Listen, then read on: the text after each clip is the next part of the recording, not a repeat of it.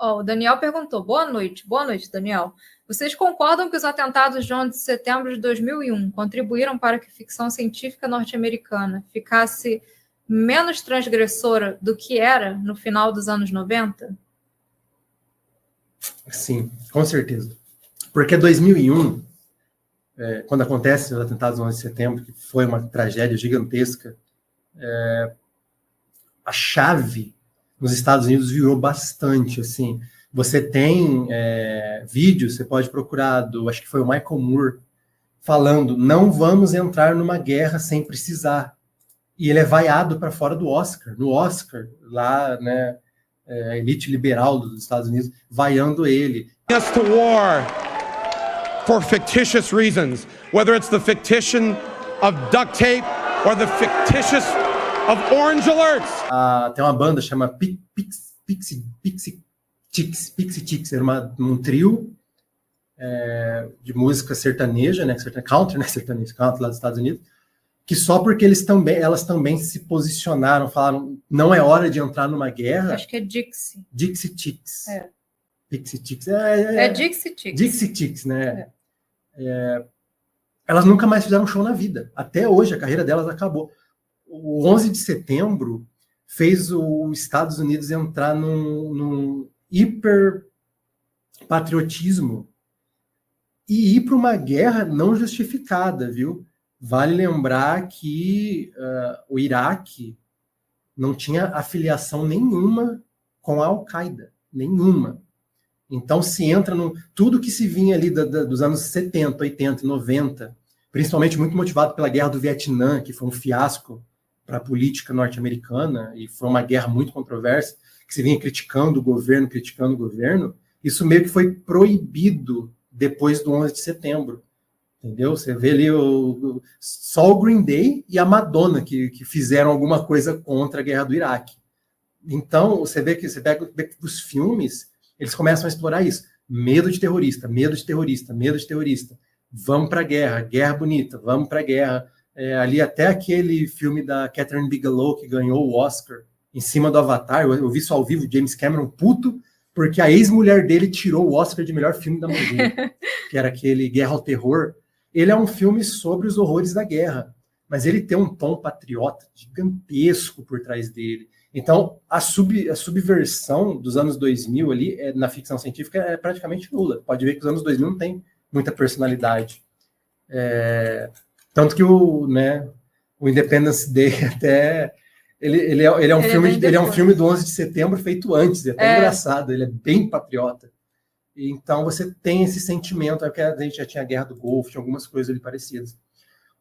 Aí, quando se começa a perceber que a Guerra do Iraque também pode ter sido, não vou afirmar nada categoricamente, não sou cientista político, na minha visão, foi um erro, soldados americanos sendo perdidos naquilo lá, o país indo cada vez mais profundo, com coisa, aí entra ali 2009, depois de Avatar mesmo, ele já começa a se criticar novamente a política expansionista, imperialista, volta essa subversão. Com certa força até ela chegou a voltar. Você tem o Filhos da Esperança, que está falando muito sobre isso, Filhos da Esperança está falando sobre isso, e a gente está vivendo essas consequências até hoje, né?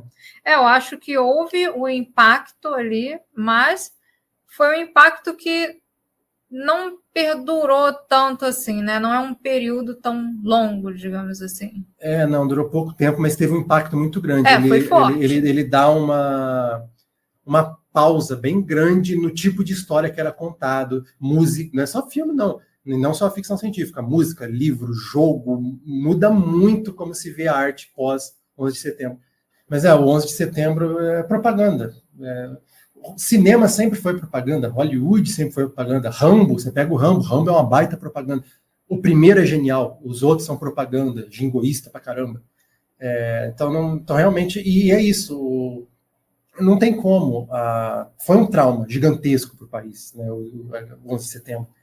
E a ficção científica sempre explora e expõe isso, nossos traumas, nossos medos, as nossas ambições. Então você pega o Guerra dos Mundos do Spielberg, é sobre o 11 de setembro. O primeiro ataque do dos trípodes, é filmado exatamente como foi filmado as torres caindo. Aqui o Neno somente perguntou: boa noite. Na ficção científica, vocês acham que a noção dos estadunidenses como protagonistas do mundo, seja diretamente ou não, foi mudando ao longo das décadas? Não, porque eles que fazem os filmes.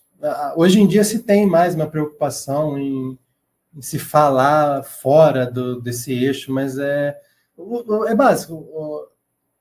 80% dos filmes grandes, 90% dos filmes grandes que todo mundo assiste, são de Hollywood. Hollywood é nos Estados Unidos, eles vão falar da experiência deles. Assim, na arte, você fala do que você entende, entendeu? Você fala daquilo que você entende. O norte-americano vai falar da experiência norte-americana, então ele é visto como protagonista. Existe, sim, uma coisa meio de botarem eles como protagonismo de heróis do mundo. Isso muda bastante. Você tem década de 40 e década de 50, eles são os heróis do mundo, porque pós-Segunda Guerra Mundial, esse é o contexto histórico do mundo inteiro, né? E os Estados Unidos precisava crescer bastante, porque assim que acaba a guerra já começa a disputa com a União Soviética, as duas ideologias opostas.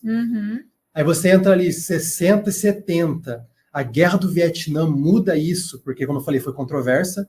Então você tem muitos filmes que questionam, os Estados Unidos vira vilão, né? O próprio Star Wars, o George Lucas já falou, os Estados Unidos é o império, os rebeldes são sociedades desorganizadas enfrentando uma força maior e organizada. O próprio George Lucas fala, hoje, se você botar no contexto hoje, os rebeldes seriam terroristas. No universo de Star Wars, eles são considerados terroristas.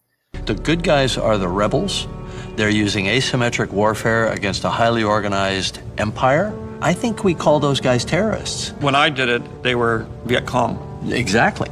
So were you thinking of that at the time? Yes.